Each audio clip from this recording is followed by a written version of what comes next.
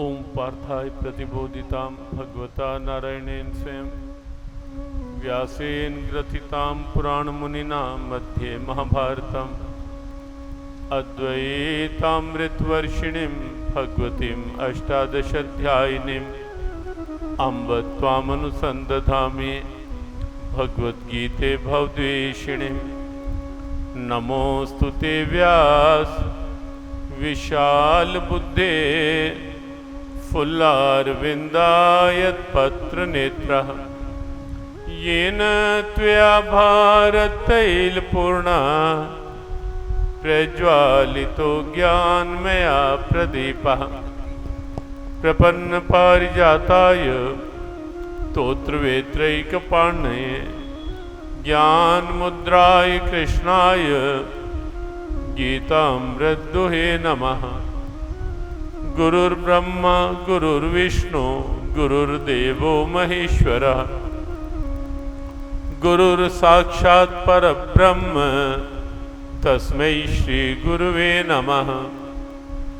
वसुदेवसुतं देवं कंसचाणूरमर्दनं देवकी परमानन्दं कृष्णं वन्दे जगद्गुरुं। श्रीकृष्णं वन्दे जगद्गुरुम्।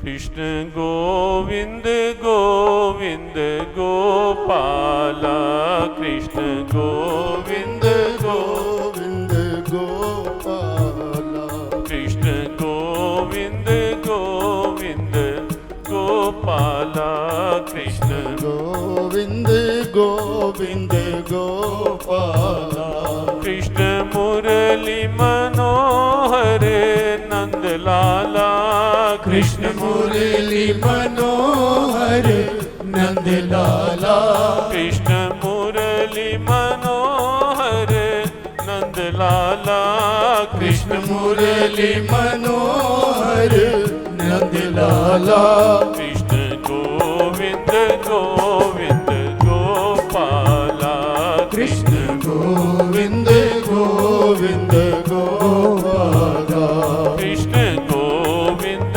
गोविंद गोपाला कृष्ण गोविंद गोविंद गोपाला कृष्ण गोविंद गोविंद गोपाला कृष्ण गोविंद गोविंद गोपाला कृष्ण नाम ही सच्चा सहारा है कृष्ण नाम ही सच्चा सहारा है कृष्ण नाम ही सच्चा सहारा है कृष्ण नाम ही सच्चा सहारा है कृष्ण नाम ही खेवन हारा है कृष्ण नाम ही केवन हारा है कृष्ण नाम ही खेवन हारा है कृष्ण नाम ही केवन हारा है कृष्ण गोविंद गोविंद गोपाला कृष्ण गोविंद गोविंद गोपाला कृष्ण गोविंद गोविंद गोपाला कृष्ण गोविंद गोविंद गोपाला कृष्ण गोविंद गोविंद गोपाला कृष्ण गोविंद गोविंद गोपाला भजो मुरली मनोहर नंदलाला भज मुरली मनोहर नंदलाला भजो गोविंद गोविंद गोपाला भज गोविंद गोविंद गोपाला भजो गोविंद गोविंद गोपाला भज गोविंद गोविंद गोपाला भजो गोविंद गोविंद गोपाला भज गोविंद गोविंद गोपाला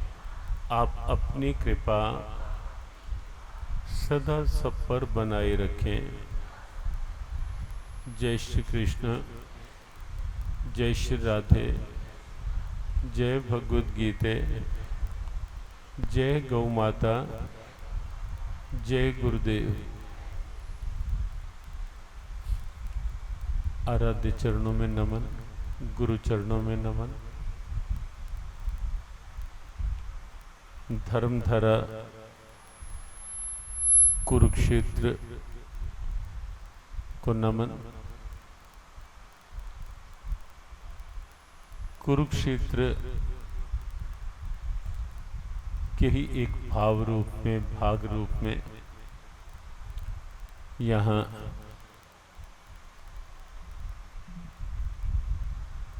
माँ सरस्वती के तट पर बसी हुई इस तीर्थ नगरी पृथुदक पेहवा को नमन, वंदन।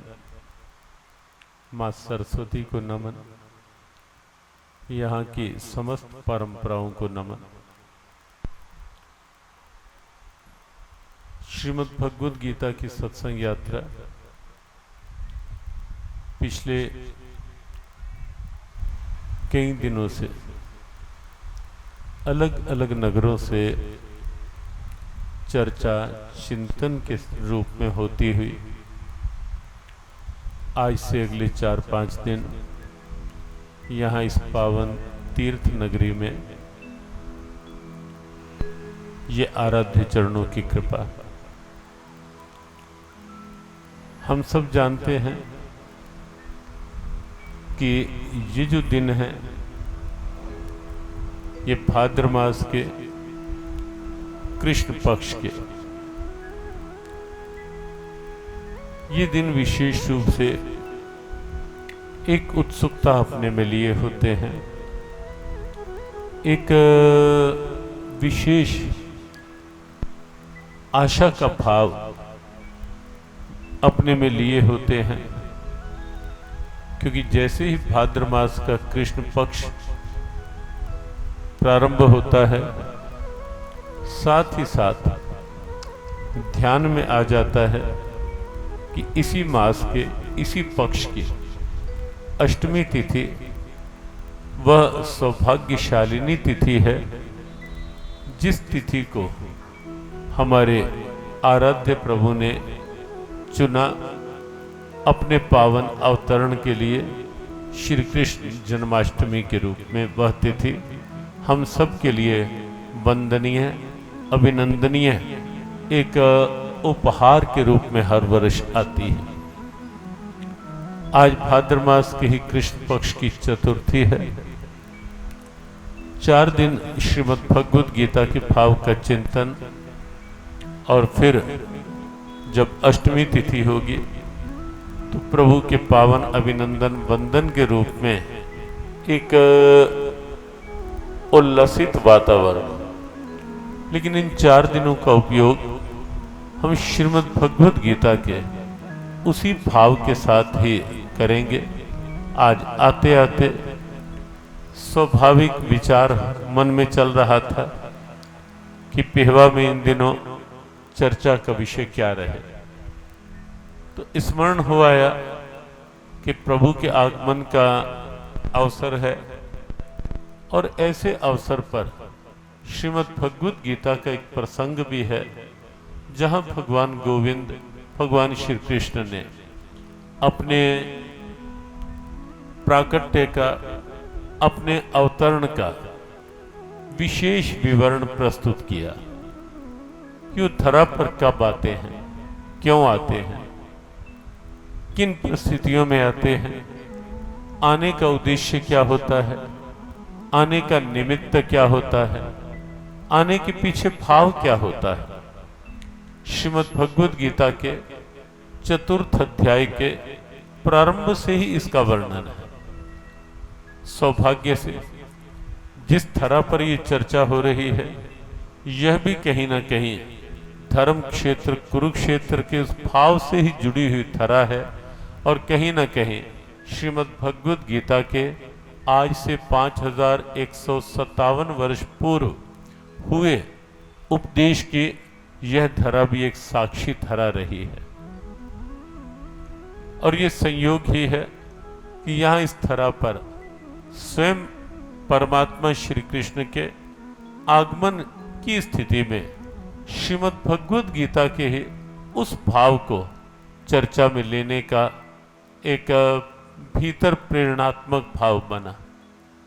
श्रीमद् भगवद गीता का चतुर्थ अध्याय जब हम प्रारंभ करते हैं तो वहां एक बड़ी आश्चर्यजनक स्थिति सामने आती है। वैसे तो गीता का उपदेश अपने आप में एक अलग सा आश्चर्य है। क्यों?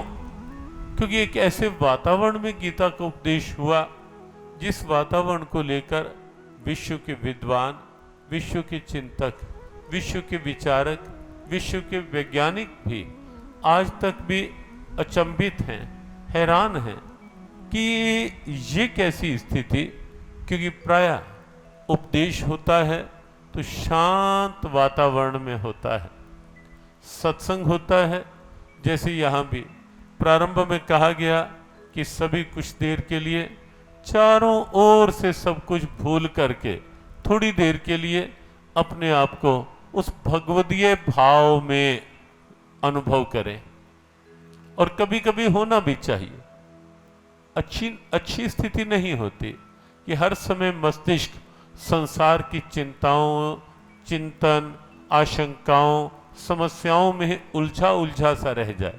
कभी कुछ समय होना चाहिए जब हम उससे अलग मस्तिष्क को भी शांत रख पाएं, शरीर को भी स्थिर बिठा पाएं और मस्तिष्क की उस शांति में सुन पाएं उस भगवदीय दिव्यता को।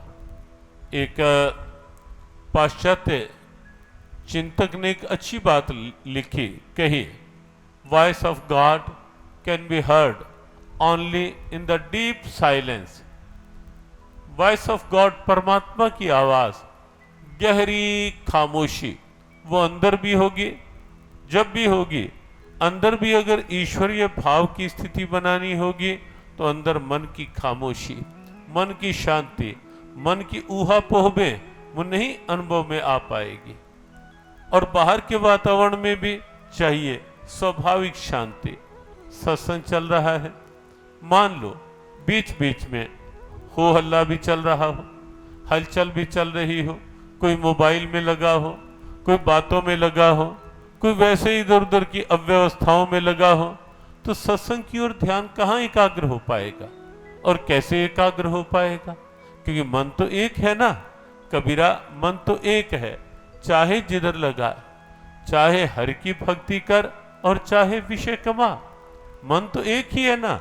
और ये भी मनोवैज्ञानिक सत्य है, साइकोलॉजिकल फैक्ट है कि मन एक समय में एक में ही जाएगा, एक समय में मन दो तरफ नहीं जा सकता।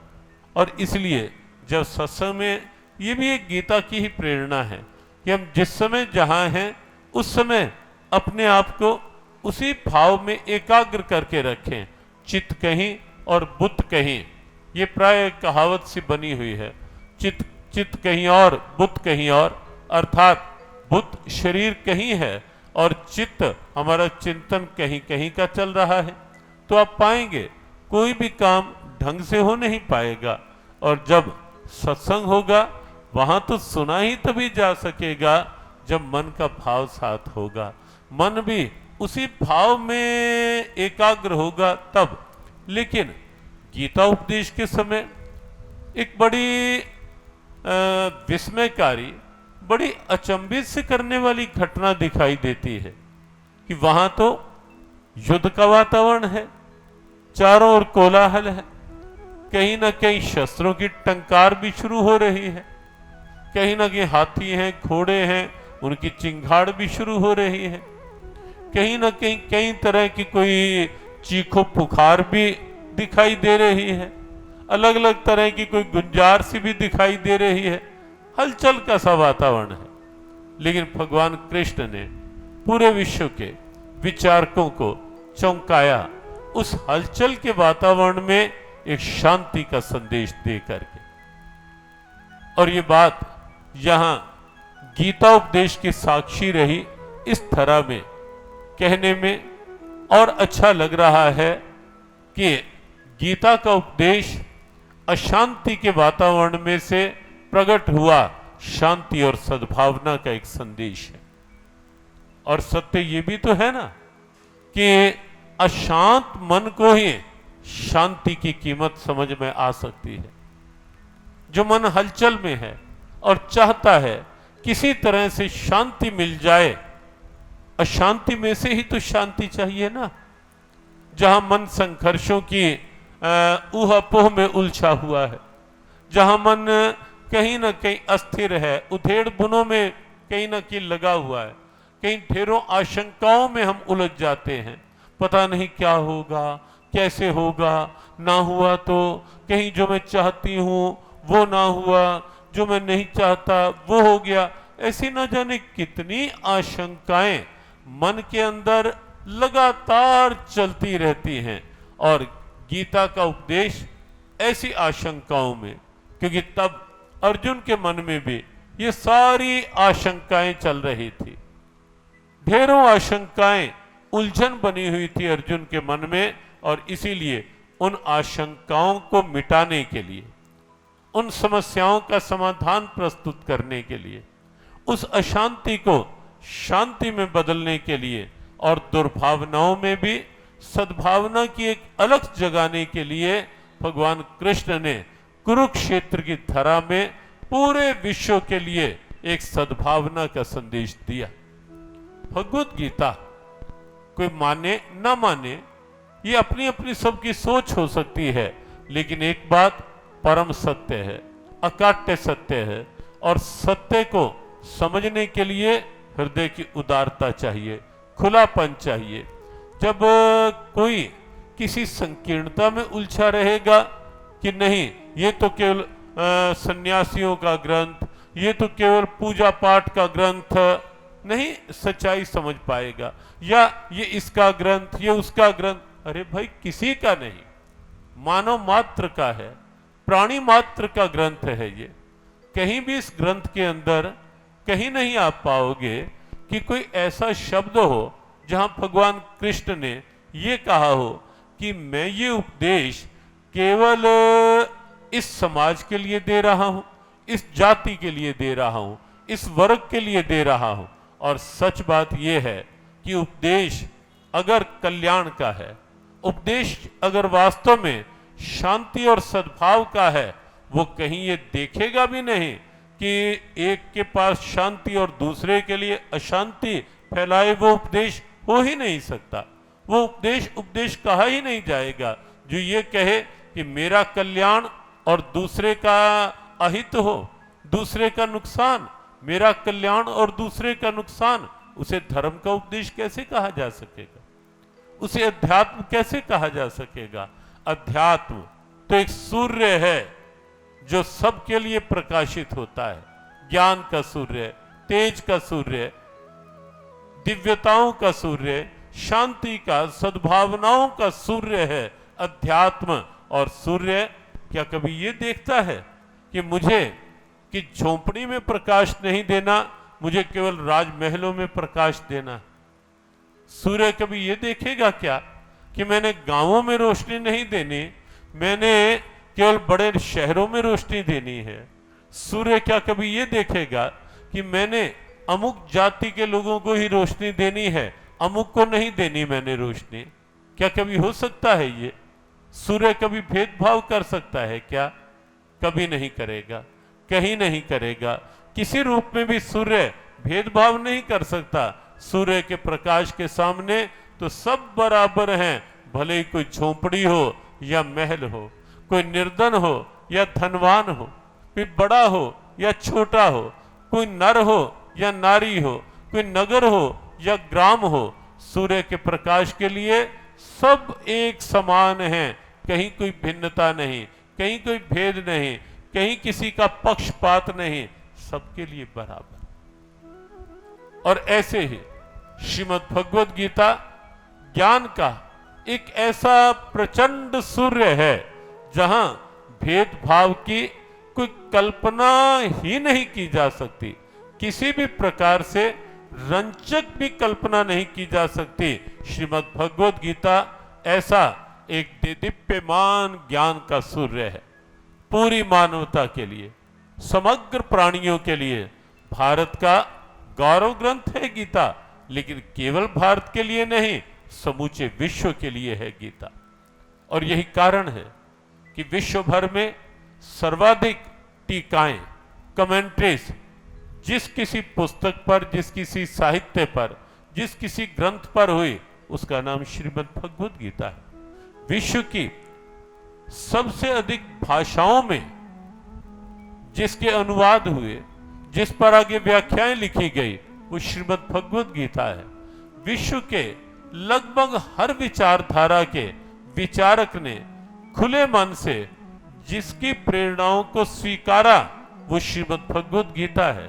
आइंस्टाइन जैसा वैज्ञानिक भी जब अपने वैज्ञानिक सिद्धांतों की पुष्टि में श्रीमद् भगवद गीता के उद्धरण देते हैं और ये कहते हैं कि जब मैं एक चिंतन की दृष्टि से समूची सृष्टि की रचना को देखता हूं और फिर गीता को जब मैं पढ़ता हूं और जब मैं गीता को देखता हूं कि गीता में सृष्टि के विस्तार की बात, तो मुझे बाकी सब कुछ अधूरा सा लगता है। और आइंस्टाइन ने अपने वैज्ञानिक तथ्यों को पुष्ट किया गीता के चिंतन के साथ। और तो और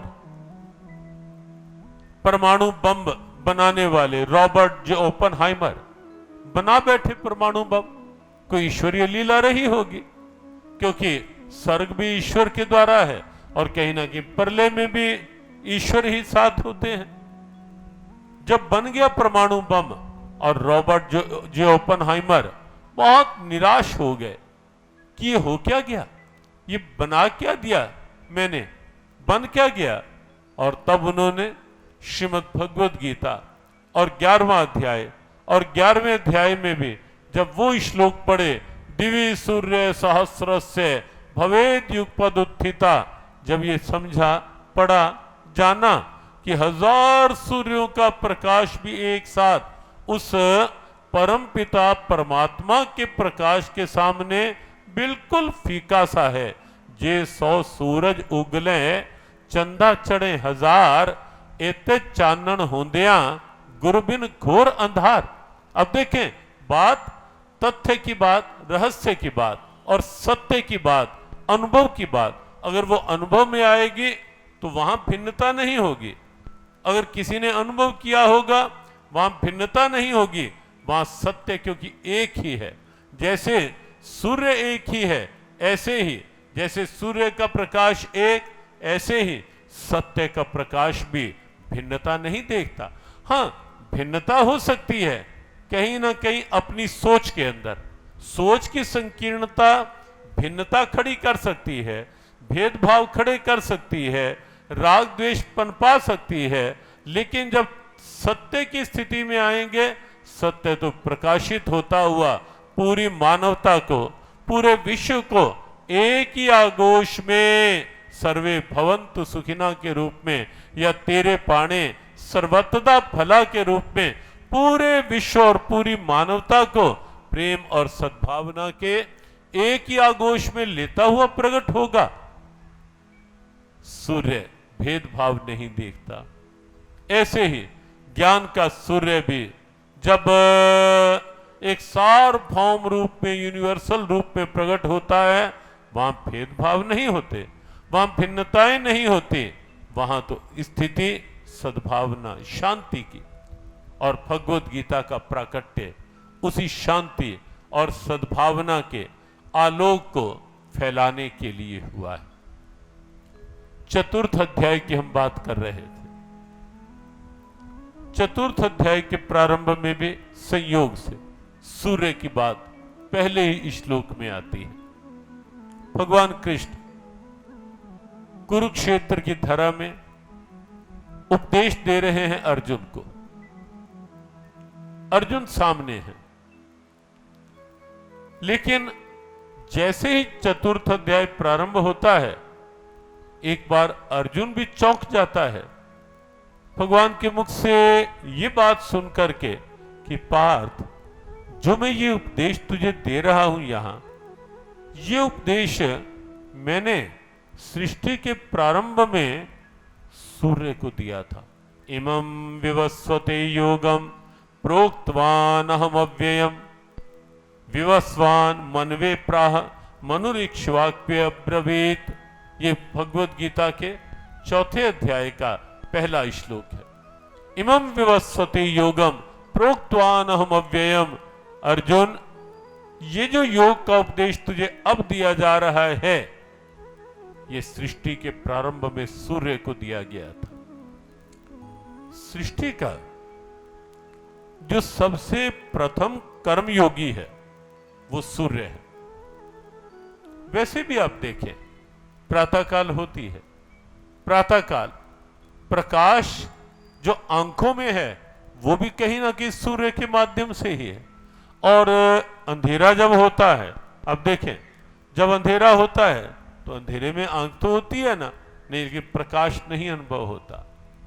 और जैसे ही पौ फूटती है, सूर्य की पहली किरण आती है, उसके साथ ही दिन के व्यवहार प्रारंभ होते हैं। सृष्टि का प्रारंभ भी गीता के चतुर्थ अध्याय के पहले श्लोक में कहा गया कि सबसे पहला कर्मयोगी सूर्य है, क्योंकि निष्काम भाव से सबको प्रकाशित कर रहा है, निष्काम भाव से सबको प्रकाश दे रहा है सूर्य। और जैसे ही भगवान कृष्ण ने ये कहा कि अर्जुन, ये उपदेश मैंने सृष्टि के प्रारंभ में सूर्य को दिया था, सूर्य से मनु को मिला, मनु से इक्ष्वाकु को मिला, और उसके बाद ये उपदेश राज ऋषियों तक पहुंचा। एवं परंपरा प्राप्त इमं राज ऋषियो विदो, दूसरा श्लोक। फिर कहा साकाले नेह महता योगो नष्टः परंतप। बीच में कुछ काल अवश्य आया अर्जुन, जब ये योग की स्थिति कुछ लुप्त सी हो गई, और वही उपदेश मैं अब तेरे लिए कह रहा हूं। साएवायम मया तेऽध्या योगः प्रोक्तः पुरातनः भक्तो असि में सखा चैति रहस्यम ही एतदुत्तमम्। ये तीसरा श्लोक चौथे अध्याय का। हम उस प्रसंग पर आना चाहते हैं कि कहां से भगवत गीता में ये भाव बना कि भगवान का अवतरण जो होता है किस किस रूप में होता है, कैसे कैसे होता है, उस समय परिस्थिति क्या होती है, और क्या वास्तव में परमात्मा स्वयं अवतरण लेकर आते हैं या अलग अलग रूपों में कैसे आते हैं, उसका बिल्कुल तर्क संगत, लॉजिकल और साइंटिफिक उत्तर हम इन 4 दिनों में ढूंढने का प्रयास करेंगे। हाँ, ये भी बात है, किसी के मन में कोई शंका हो यहां, या जो सीधे प्रसारण के रूप में विश्व भर में जो लोग लाभ ले रहे हैं, कहीं भी किसी के मन में भगवत गीता के इस वैचारिक, व्यवहारिक और वैज्ञानिक प्रसंग को लेकर कोई प्रश्न, कोई शंका हो, वो अपनी शंका अवश्य करें, ताकि शंका मन में खड़ी रह जाए प्रश्न के रूप में, वो अच्छा नहीं है। शंका का समाधान होना चाहिए, प्रश्न का उत्तर होना चाहिए, और उत्तर भी लॉजिक के साथ। भगवत गीता बिल्कुल लॉजिकल शास्त्र है, तर्क संगत शास्त्र है, हर बात का उत्तर तर्क के साथ है, केवल कोरा उपदेश नहीं है गीता, ये आपको स्पष्ट कर दें। और इसीलिए जहां कहीं लगे निश्चित रूप से बात पूछनी चाहिए, लिखित रूप में आप दे सकते हैं, या जो सीधा प्रसारण का लाभ ले रहे हैं वो कहीं मेल के माध्यम से या और सोशल मीडिया के ढेरों साधन हैं, वो अपनी बात भेज सकते हैं, ताकि इन्हीं 4 दिनों में हम इस विषय की तह तक पहुंच पाएं गीता के अनुसार कि अवतार की परंपरा है क्या। ये श्री कृष्ण जन्माष्टमी और उस पर ये इस ढंग के वातावरण कि भगवान इस रूप में प्रकट हुए, क्या केवल ये सनातन धर्मियों का कोई अंधविश्वास है या इसके पीछे कोई तथ्य हैं? आप गीता जब सुनेंगे, गीता के ये प्रसंग जब सुनेंगे, तो आपको निश्चित लगेगा कि इसके पीछे पूर्ण तथ्य है, पूर्ण सत्य है और पूरी एक दिव्यता की एक बड़ी मीठी, बड़ी भावपूर्ण और बड़ी प्रेरणादायक एक गाथा है इसके साथ जुड़ी हुई। प्रारंभ कहां से हुई? जैसे ही भगवान कृष्ण ने कहा कि अर्जुन, ये उपदेश मैंने सृष्टि के प्रारंभ में सूर्य को दिया था, सूर्य से मनु को मिला, इक्ष्वाकु को मिला, राज ऋषियों तक पहुंचा और फिर कुछ समय तक लुप्त हो गया। वही उपदेश मैं तेरे लिए दे रहा हूं। क्यों दे रहा हूं? क्योंकि तू मेरा भक्त भी है और साथ ही साथ तू मेरा सखा भी है। भक्तोऽसि में सखा च इति रहस्यम ही एतदुत्तमम्। मैं इसलिए ये उत्तम रहस्य की बात तुझे बता रहा हूं। अर्जुन के प्रति भगवान ने अपनत्व जताया है यहां, और स्वाभाविक है भी। देखो, अर्जुन के लिए अगर भगवान कृष्ण अपनत्व जता रहे हैं, अर्जुन को अपना सखा बता रहे हैं, अर्जुन को अपना प्रिय बता रहे हैं, उसके कारण है अर्जुन प्रारंभ से ही, अर्जुन के भीतर ऐसा भाव रहा है कि रोम रोम में भगवान कृष्ण के प्रति एक अनन्य निष्ठा अर्जुन के अंदर रमी रही। प्रारंभ से ही उसके ढेरों उदाहरण हैं, ढेरों उदाहरण। और गीता उपदेश को लेकर ही एक बहुत सी साफ बात कई बार आप सबसे साझी की गई, वो बात रखी गई कि इतनी बड़ी अपार सेना हो सामने, युद्ध का वातावरण हो, हर कोई सोच सकता है, समझ सकता है कि जब दिव्य अस्त्र शस्त्र मिल रहे हो, बहुत बड़ी लाखों लाखों के तेजस्वी सैनिकों की सेना मिल रही हो, और दूसरी ओर श्री कृष्ण ये कह रहे हो कि अर्जुन, ये ध्यान रखना, मैं निहत्था रहूंगा, शस्त्र नहीं उठाऊंगा महाभारत में, और युद्ध भी किसी के पक्ष में करूंगा नहीं। ये मेरा एक संकल्प है, मेरी एक प्रतिज्ञा है, क्योंकि मेरे लिए सब बराबर हैं पार्थ। हां, इसीलिए दुर्योधन यदि आया है तो मैं दुर्योधन को भी खाली नहीं लौटाऊंगा। अर्जुन, तू आया है, तेरा भी स्वागत है, लेकिन अगर मेरे द्वार पर दुर्योधन भी आया है, खाली तो अर्जुन उसे भी नहीं लौटाऊंगा। क्या हुआ? उसकी मनोभावना उसके साथ, वो ठीक है, आताताई है, हठधर्मी है, अहंकारी है, वो सब कुछ उसके अंदर है, लेकिन मेरे पास आ गया है ना। और अगर मेरे पास आया है, मैं तो उसी भाव से, फिर जो मेरे पास आता है, मैं तो उसकी भावना का आदर करता ही। कोई आए तो सही मेरे पास, किसी भी रूप में आए, आ तो जाए। हमने एक दिन कहा था कि जिस समय विभीषण आ गया, भगवान राम ने दूर से देखते ही लंकेश कह दिया। रावण तो अभी मरा ही नहीं था, युद्ध हुआ ही नहीं था। लंकेश अर्थात लंका का राजा विभीषण को कह दिया। सुग्रीव ने कहा कि हे प्रभु, आपको हुआ क्या? आपने बिल्कुल सोचा नहीं, अगर रावण का वध हुआ नहीं और आप विभीषण को लंकेश घोषित कर रहे हो। क्या हुआ सुग्रीव? अब निकल गया मेरी वाणी से, ये तो तू पक्का समझ कि लंका का राजा तो अब सुग्रीव ही होगा, रावण नहीं। लेकिन सुग्रीव ने कहा कि प्रभु, कहीं ना कहीं हर बात को सामने तो रखना चाहिए ना। अभी युद्ध में समय है, मान लो युद्ध से पहले रावण भी आपके पास आ गया, और आपका तो स्वभाव ही है कि जो जिस भाव से आता है, ये यथा माम प्रपद्यन्ते तांस तथैव भजाम्यहम्। मेरे पास जिस भाव से कोई आता है पार्थ, भगवद गीता का भाव, मैं उसकी भावना उसी रूप में पूरी करता हूं। जो मांगे ठाकुर अपने से, सोई सोई देवे। नानक दास मुख से जो बोले, इहां उहां सच होवे। जो मांगे ठाकुर अब भगवत गीता में जो बात, ये यथा माम प्रपद्यन्ते तांस तथै भजाम्यहम्। जो जिस भाव से मांगता है आता है अर्जुन, मैं तो उसी भाव के लिए उसके साथ तैयार होता हूं। दुर्योधन भी आया है, कोई बात नहीं, लेकिन मैं अपने आप को दो भागों में कर रहा हूं।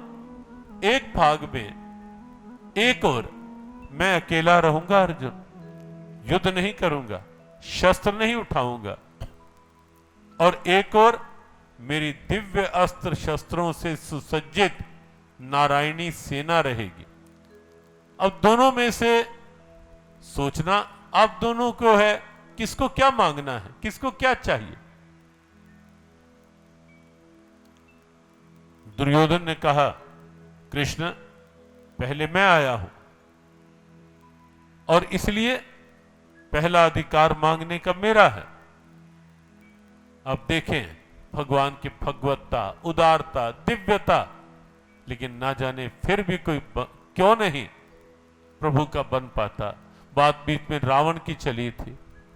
सुग्रीव ने जब कहा कि अगर रावण आपके पास आ गया और उसने भी ये कह दिया कि पाही माम, मैं अब आपकी शरण में हूं, युद्ध नहीं चाहता, तो फिर क्या करोगे।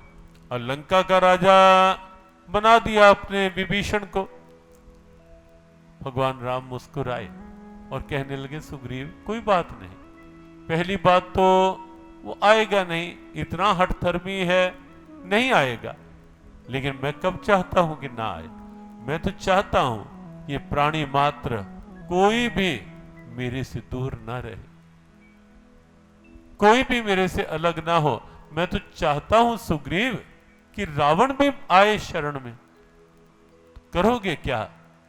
कहा कोई बात नहीं, रावण आ गया तो अयोध्या का राजा रावण को बना दूंगा। और सुग्रीव अचंभित होकर देखता रहा।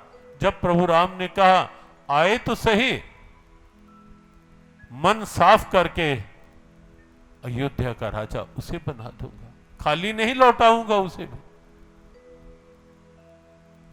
दुर्योधन ने कहा, कृष्ण पहले मैं आया हूं, मांगने की बारी मेरी बनती है। लेकिन भगवान ने सोचा कि कहीं ऐसा हो गया कि दुर्योधन ने एक क्षण के लिए भी इसकी बुद्धि कुछ स्थिर हो गई, ठीक हो गई, और इसने कहीं यही कह दिया कि मैं तो आपसे आपको मांगता हूं। हालांकि आसान काम नहीं है, आसान स्थिति नहीं है भगवान से भगवान को मांगना, भगवान से भगवान की कृपा को मांगना, भगवान से भगवान की भक्ति को मांगना, भगवान से भगवान के प्रेम को मांगना, भगवान से भगवान को ही मांग लेना आसान स्थिति नहीं है। जन्म जन्मांतरों तक ये जीव वैसे भी संसार को ही मांगने में उलझा रहता है, और जब भगवान के द्वार पर भी आता है तो भी भगवान से उनका प्रेम, उनकी कृपा न मांगकर भगवान से भी बस लौकिक ही ये हो जाए, ये हो जाए, ये बात बन जाए, ये काम, वहां भी यही जन्म जन्मांतरों तक ये चक्कर चलता रहता है। ये तो कोई बिरला होता है जिसके अंदर की पुकार इस रूप में प्रकट होती है, तू चाहिए, तेरा प्यार चाहिए, और न कुछ सरकार चाहिए। तू चाहिए, तेरा प्यार चाहिए, और न कुछ सरकार चाहिए।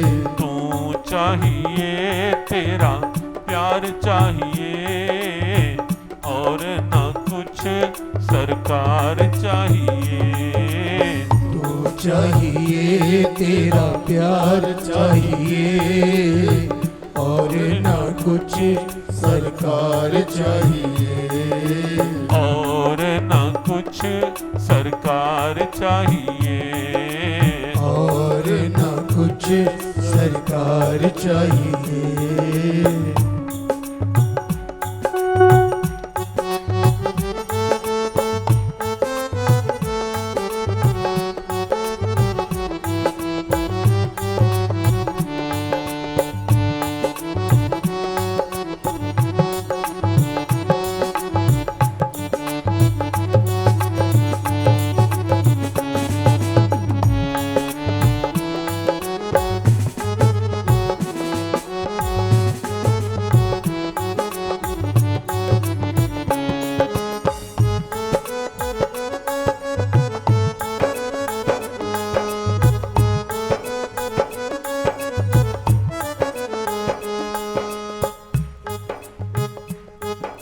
सत्संग सेवा सुमिरन हो, सत्संग सेवा सुमिरन हो, सत्संग सेवा सुमिरन हो, सत्संग सेवा सुमिरन हो। मैं हूँ या एक मेरा मोहन हो, मैं हूँ या एक मेरा मोहन हो। कभी कभी जरूर ऐसा अनुभव करना चाहिए, जब पाठ में बैठे, जब भगवान के चरणों में बैठे, जब भगवान के ध्यान में बैठे, भगवान के स्थान में बैठे, कभी कभी जरूर मन में ऐसा भाव हो कि कम से कम यहाँ बैठकर, और इसीलिए सत्संग के लिए भी यही कहा गया कि यहाँ तो जब प्रभु के स्थान में, प्रभु के ध्यान में बैठे हैं, वहां तो कम से कम मैं हूं या एक मेरा मोहन हो, उस समय बीच में और कोई ना हो। सत्संग सेवा सुमिरन हो, सत्संग सेवा सुमिरन हो। मैं हूँ या एक मेरा मोहन हो, मैं हूँ या एक मेरा मोहन हो।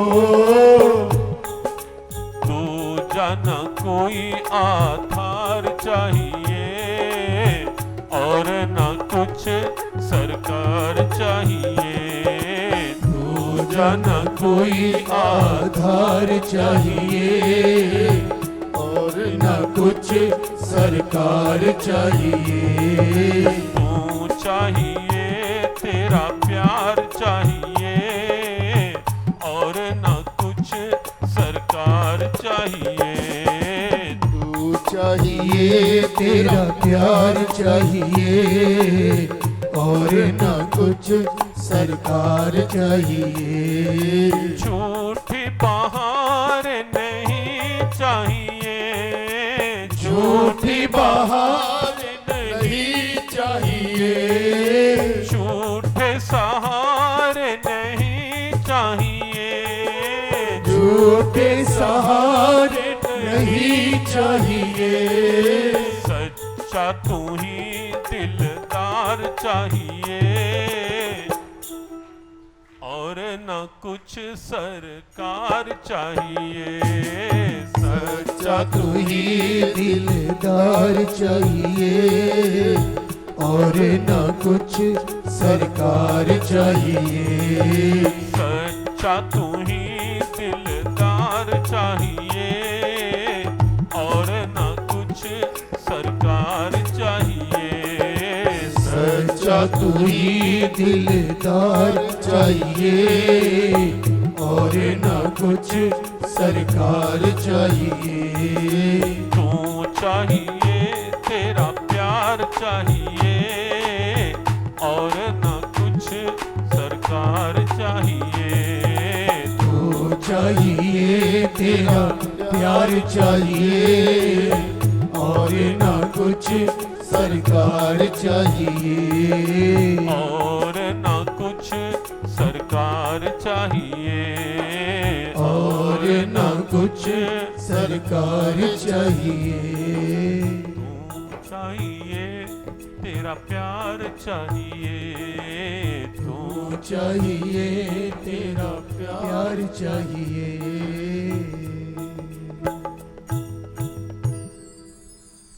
आसान नहीं है कि अंदर से ये भाव जगे कि भगवान से भगवान को ही मांगना। और सोचने की बात तो केवल इतनी ही है ना कि सूर्य मिल जाएगा तो रोशनी के लिए अलग थोड़े ना कुछ करना पड़ेगा। सूर्य तो अपने आप, प्रकाश तो अपने आप अपना है। वृक्ष खरीद लिया तो छाया तो अपने आप अपनी है। और ये संसार तो उस परमात्मा रूपी विराट वृक्ष की छाया ही तो है। लेकिन भौतिकवाद ऐसा भाव बनने ही नहीं देता। और दुर्योधन पूरी तरह से भौतिकवाद का प्रतिनिधि पात्र है। अर्जुन अध्यात्म का प्रतिनिधि। सदैव से सृष्टि में ये दो विचारधाराएं केवल आज नहीं है। ये मेटेरियलिज्म और स्पिरिचुअलिज्म, भौतिकवाद और अध्यात्मवाद, ये ऐसा नहीं कि केवल वर्तमान में ही है। हर युग में ये दो विचारधाराएं साथ रही हैं और दोनों का संघर्ष भी रहा है कहीं ना कहीं।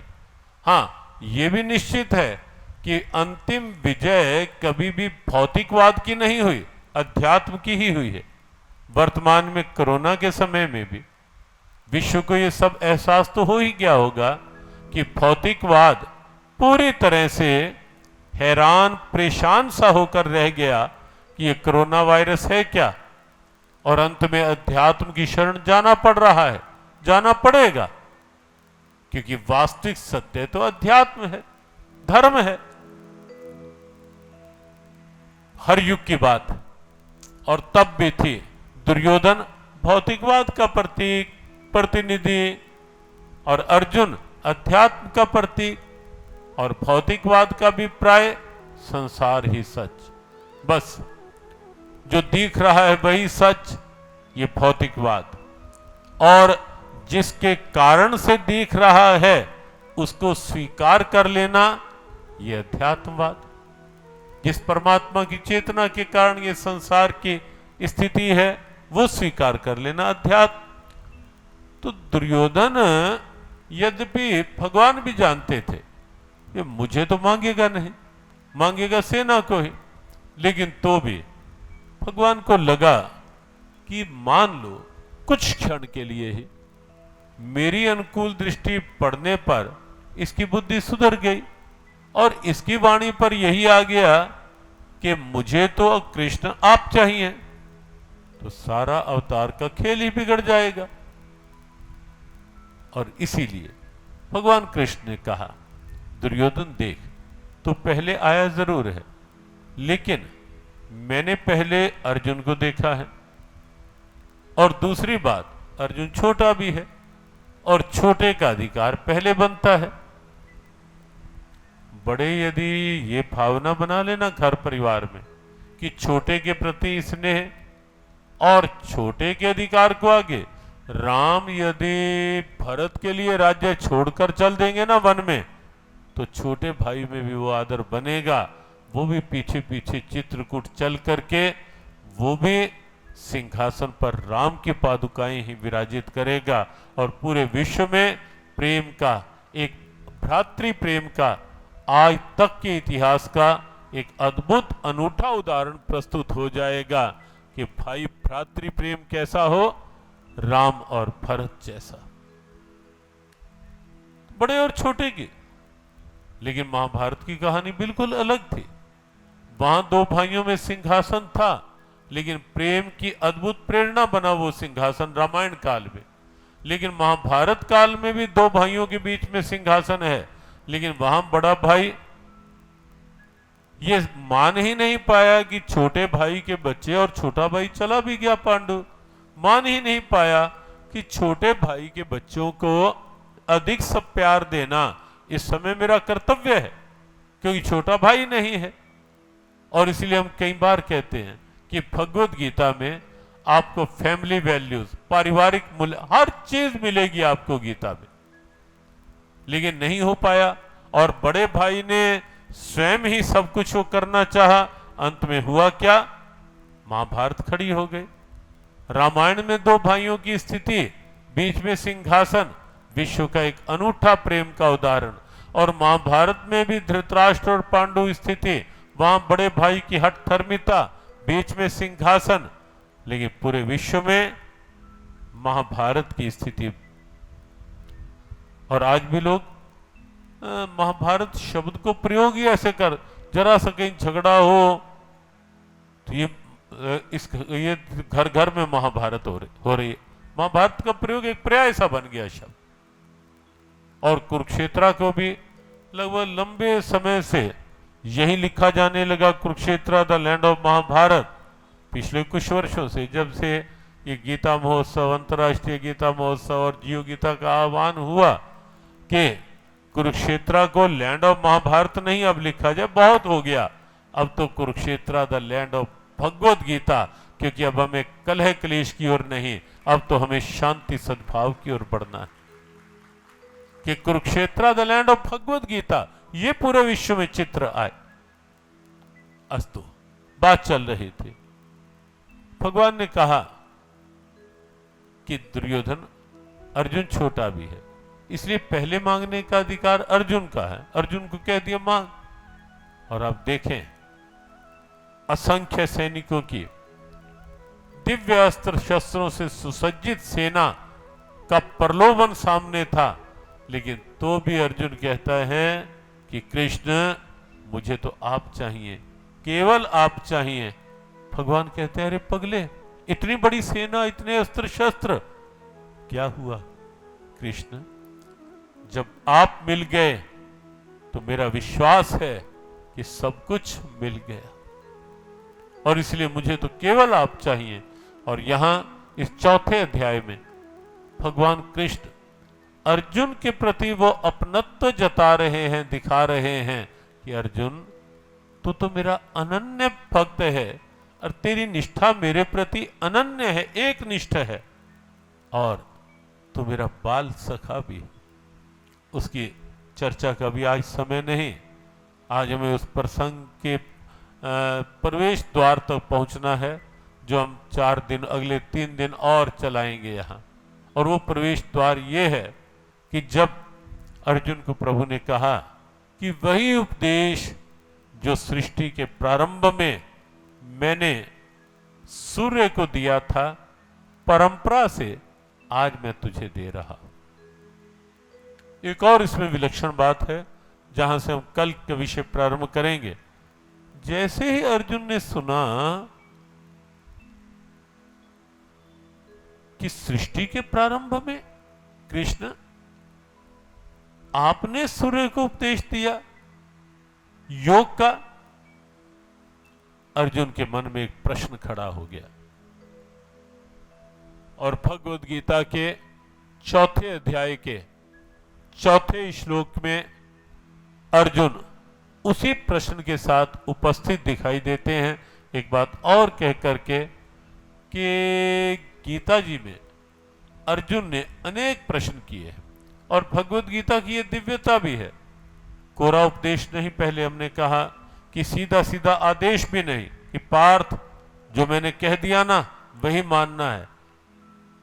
एक दिव्यता है कि कोई बात थोपी नहीं जाती, थोपी नहीं गई, अपने मन की बात कहने का अवसर दिया जाता है कि सुनो, समझो, विचारो, बात समझ में ना आई प्रश्न करो, पूछो, जब तक समाधान ना हो जिज्ञासु बने रहो, जिज्ञासा करते रहो, और अंत में समाधान मिलेगा। ये आपसे संवाद, अपनत्व की शैली, यह है गीता का भाव। और अर्जुन के मन में एक प्रश्न खड़ा हुआ। जितने प्रश्न आप अर्जुन के देखेंगे गीता जी में, आपको लगेगा कि वो प्रश्न केवल अर्जुन के नहीं, वो हम सब के प्रश्न हैं। वो प्रश्न क्या है, वहीं से हम कल की बात प्रारंभ करेंगे। अर्जुन पूछते हैं कि प्रभु, आपका जन्म तो भी कुछ समय पहले हुआ, लेकिन सूर्य तो प्रारंभ से है, मैं कैसे मानूं कृष्ण कि ये उपदेश आपने ही दिया होगा। यह है प्रश्न अर्जुन के द्वारा भगवद गीता के चतुर्थ अध्याय के चतुर्थी श्लोक में, और इसी के उत्तर में श्री भगवान स्पष्ट करेंगे कि ये परंपरा क्या है, कैसे सूर्य से प्रारंभ हुई और कैसे अब इस धरा पर आई, और कैसे ये भाव अब मैं तेरे लिए कह पा रहा हूं यहाँ, किस ढंग से, किस परंपरा से, किस लॉजिक से, किस तर्क से ये सारा क्रम चलता आया। भगवत गीता के आधार से ही हम उसको आगे चर्चा में लेंगे कल से। आज इतना ही स्वीकार करें।